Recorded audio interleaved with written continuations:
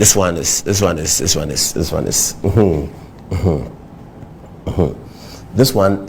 not good. Kwesi, I beg you. Yes, I'm your junior brother. You're my senior brother.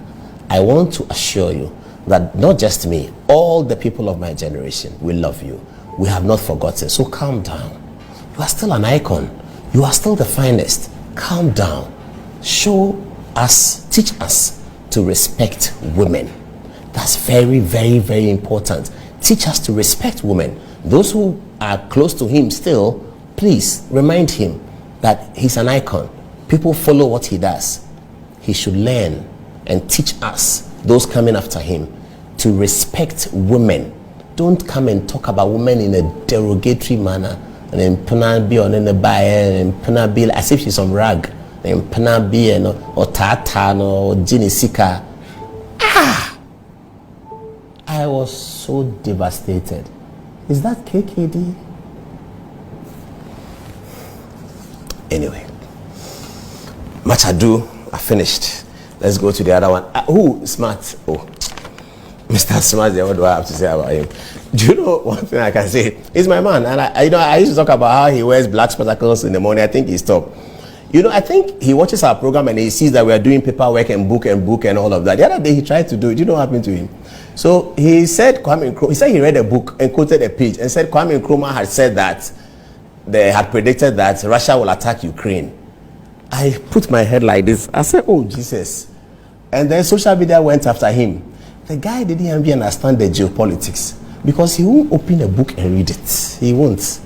Geopolitics of the world will tell you that by the time Nkrumah died in 1972, Russia and Ukraine were one country. He said it on his program. Nkrumah say Russia, but Nkrumah predict. I said, oh Jesus, what is this man talking about? Then my phone started ringing. And when I pick it, everyone was laughing. He said, hey, are you watching your man? You know what he said? I said, oh God. Nkrumah predict. That's what Smart said on TV. I think he's trying to get into the book thing. And we are delighted that journalists must get into the book thing. I hope that over the next 5 years, most of our current affairs program will have this touchscreen analysis, researching, putting out constitutional articles, putting out data, and challenging the status quo. That's what we have set out to do over the last 4 years, to challenge the status quo using book knowledge. And I'll tell you a story about what Kweku has found for me. He's found the British parliamentary debate in the late 1956 of Ghana's independence. We were working on it. We'll show you. That's the kind of work that excites me. And I'm going to give that guy something. The guy knows how to get me. He knows that history is my weakness. So he sent me that. He said, boss, I've sent you something. I said, what is it? You look at your phone. And he know that to me it was going to be orgasmic to see the debate of the British Parliament about Ghana's independence in November 1956. And MPs were talking about Ghana and why the independence should go this way and that way. And eventually, at the close of the debate, the bill was granted, voted for by the British Parliament to give the Gold Coast independence under the name of Ghana. Fantastic. We'll deal with it. We'll show it to you. But I think that's what Mr. Smart was trying to do. And then he said something completely, what he said is just suicidal to geopolitics. He doesn't understand geopolitics. Nobody was born understanding geopolitics. We all took a book and read it.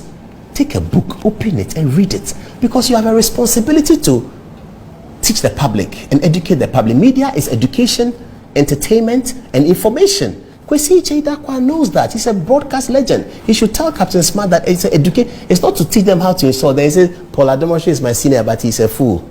I don't mind if you say I'm a fool. I don't care. You see, it doesn't bother me whether I'm a fool or whether I'm smart. People will judge it.